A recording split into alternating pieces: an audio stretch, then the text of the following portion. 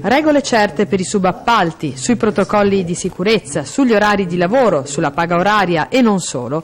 Un nuovo protocollo per la sicurezza nei cantieri edili all'interno dell'azienda ospedaliera di Padova. Un insieme di regole sottoscritto da tutte le sigle sindacali con la dirigenza aziendale contro il rischio di infiltrazioni e per contrastare il fenomeno del dumping che porta ad eludere il rispetto delle norme. Abbiamo importanti cantieri in atto e importantissimi cantieri che ci aspettano.